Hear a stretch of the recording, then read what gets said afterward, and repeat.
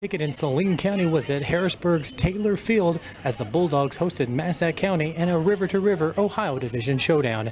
It was all Harrisburg in this one. The Bulldogs scored quickly and often, already up 14-0 thanks to a pair of Ross Ryder touchdowns. The senior running back scored his third touchdown here of the game, this one from 17 yards out, to make it 21-0 in favor of Harrisburg.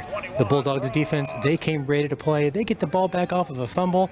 That sets up this 77-yard score from Bulldogs running back junior Carmelo Downey. He finds the space on the open field and reaches the end zone early in the second quarter. The Bulldogs now lead it 28-0. With just under 2 minutes to go before the half, the Bulldogs went to the air to their tight end Braden Burtis as he hauls in this catch and score from 22 yards out. That puts Harrisburg up 26-0. That's how the score was at the half. They go on to win this game 42-0 over the Patriots. After the game, Harrisburg head coach Matt Griffith says it was a complete team effort to earn the victory. Good night to come out here, homecoming. We told the boys from the gate we have to be focused, be ready to go, and every game we play is a playoff mentality no matter who's coming to town or where we're going. We're ready to run the ball, throw the ball. We're giving all facets to all of the athletes that we're going to continue to go to, and it was just a good day of work. Harrisburg gets the job done tonight, winning this one 42-0 over Massac County. That improves the Bulldogs to 4-1 on the season. That puts them in good shape to perhaps maybe the playoffs coming up later this year. Massac County, however, falls to 2-3, putting a damper on their playoff hopes. Reporting from Harrisburg, Paul Wilcoxen, News 3 Sports. Check in with our South 7 conference for the first time tonight. Mount Vernon back at home. The 4-3 Rams hosting 5-2 Cahokia. Should be a pretty good game. We're going to give you a live look here inside at Ken Hunt Stadium in Mount Vernon, where the Rams will kick off, as we mentioned, at the top of the hour against Centralia. Now, with the win, the Rams will claim a share of the South 7 Conference title and keep their playoff hopes alive heading into the final week of the regular season. Earlier today, News 3's Paul Wilcoxen had a chance to speak with Mount Vernon head coach Dan Mings ahead of tonight's big matchup.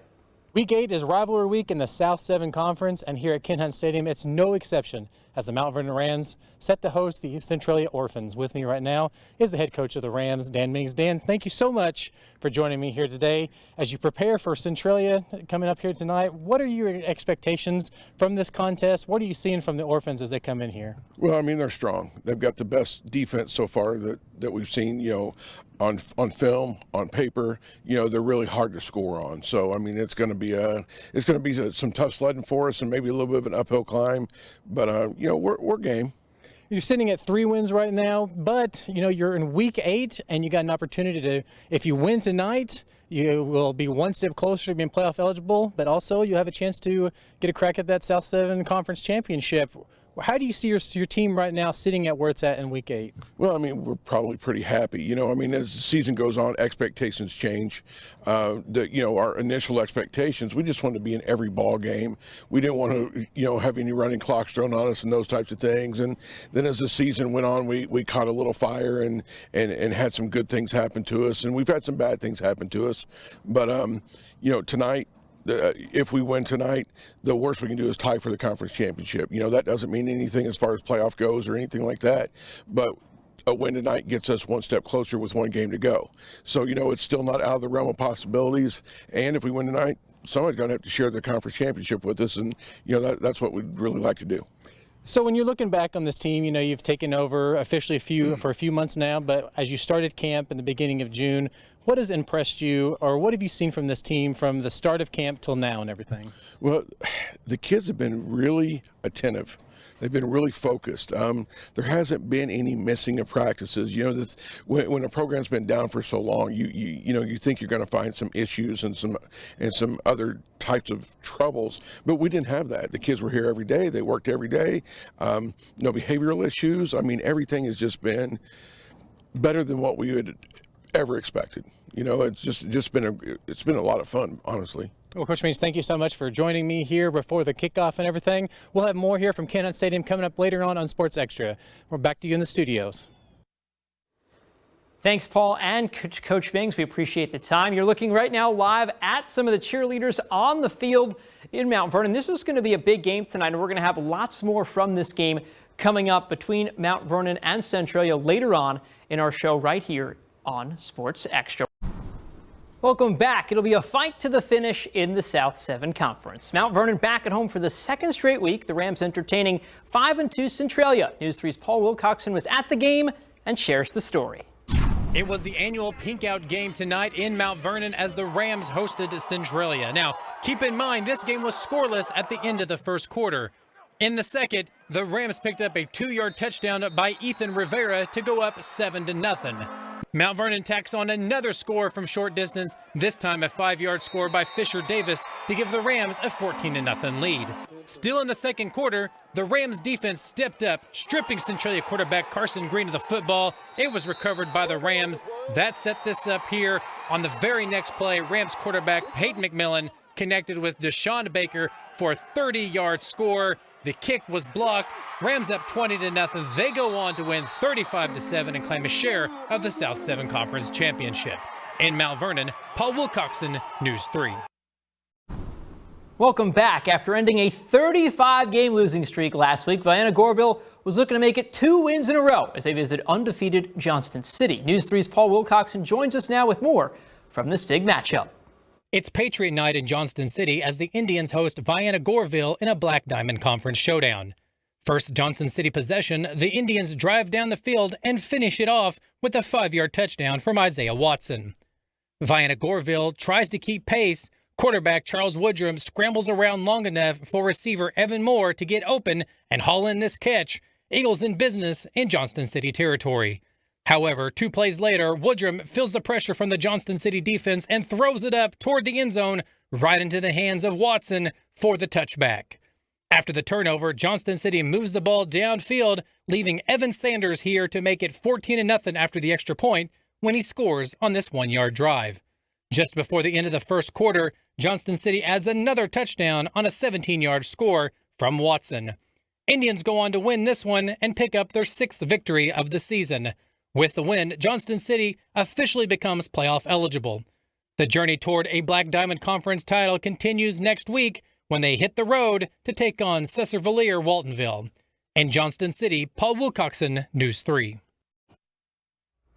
The high school football playoffs are officially here. 9 of our area teams made it to the postseason. 8 of them played today, and it's win and advance to the second round. We kick off tonight's show right down the road. Number 1 Carterville hosting number 16 Geneseo. News 3's Paul Wilcoxen has more from the game. Carterville Lions picked up an impressive 36-7 victory over Geneseo to open up playoff action here at Lions Field. We live another day, and then we're going to get after it on Monday and see what happens next week. 256 teams entered this weekend with a shot at hoisting a state championship. 2 of those 32 teams in Class 4A met Saturday afternoon in Carterville. The Lions entered as the South's number 1 seed, while Geneseo was looking for the upset. Carterville scored first on this touchdown pass from quarterback Andrew Hellriegel to Peyton Biddle, putting the Lions on the board. They converted the 2-point try to take an early 8-0 lead. For about the last 3 or 4 weeks, our games haven't been really competitive. We haven't played much in the second half, so we needed that to be ready to go make a long playoff run because we had to go out there and we had to fight them for 4 quarters, and it was just a really good high school football game. The Lions defense stepped up here. Taylon Walker leaps high towards the sky to knock this pass attempt down, forcing a turnover on downs. Later in the quarter, after a Carterville punt, putting the ball down to the Geneseo 2-yard line, the Lions defense stripped the ball from the Maple Leafs, and it was recovered in the end zone by Nolan Hartford as Carterville goes up 15-0. We had to establish that we were physical, and I thought we did that in the first quarter. Defensively, we stuffed them pretty good, got some big hits, moved the ball on offense, and you know, I thought we were a more physical team, to be honest with you, and that's going to win you games in the playoffs. The Lions would use the ground game as Carterville proved more physical in the second half. From 8 yards out, Bryce Smith scores to extend the Lions' lead. On the next Geneseo possession, the defense once again came through as Biddle added to his early touchdown with this interception as the Lions take over. Earlier in the game, I dropped one. That one was kind of lingering, and I wasn't going to miss my second shot at it. And so we got that one. It was a big momentum play, and we were able to go punch it in right after that. Carterville closes it out with this short touchdown run from Smith. He finishes with 112 yards on 22 carries. Our offensive line's one way, and I think we wore on them. We come out of the half, and we've been very strong in the third quarter all year long, and we came out in the third quarter and kind of put them away. Carterville stays undefeated with a 10-0 record, but just as important for seniors like Biddle, it's at least one more week they get to suit up and play more football. And Carterville, Paul Wilcoxen, News 3 Sports. Staying in the River to River Conference, number 6 Murfreesboro making the 4-hour road trip to number 3 Macomb this afternoon. News 3's Paul Wilcoxen has more from the big 4A matchup. Yeah, Gabby, Murfreesboro trailed at the half 16-0 here at this Class 4A playoff matchup. Then in the second half, the Red Devils scored 20 unanswered to win it and hand Macomb its one and only loss of the season. Coming out in the second half, Murfreesboro takes the opening drive and moves the ball downfield. They finish it off with this 24-yard score from senior Devon Clemens to cut into Macomb's lead. Clemens followed with this 2-point try as the Red Devils trailed 16-8 with 7:39 left in the third quarter. Clemens hit for his second touchdown of the game, this time from 4 yards out early on in the fourth quarter.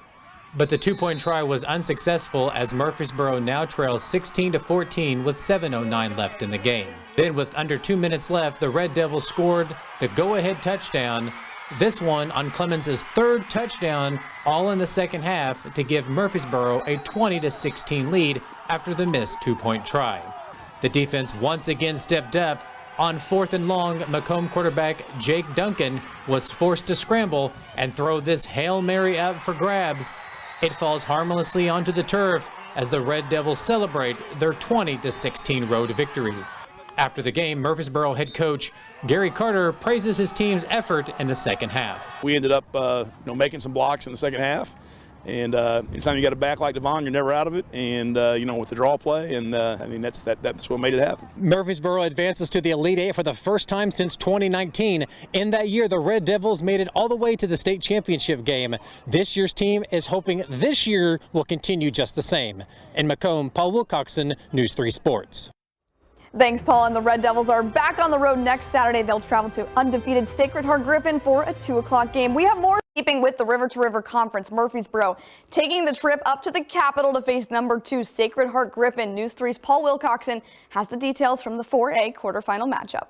Murfreesboro faithful making the long trip to Springfield to see the Red Devils take on Sacred Heart Griffin in a quarterfinal playoff matchup. Things didn't start great for Murfreesboro, already down 8-0 just 15 seconds into this one. Here quarterback Drew Caldwell dumps it off to Devon Clemens for positive yardage to move the chains. However, the Red Devils would turn it over on downs. Next Cyclone possession, it didn't take them long to get into the red zone. Quarterback Ty Lott here finishes it off with a short touchdown to put SHG up 14-0. The first play after Sacred Heart Griffin's touchdown, Caldwell scrambles and throws this one up for grabs. Unfortunately, the Cyclones' DeAndre Stewart, he was there to haul it in for the turnover. Then the first play after the turnover, Lott found a wide open Jake Hamilton along the sidelines on his way to the end zone for the score. Sacred Heart Griffin goes up 28-0 by the end of the first quarter, and they finish this one off 51-13, ending the Red Devils season at 9-3. Reporting in Springfield, Paul Wilcoxen, News 3 Sports.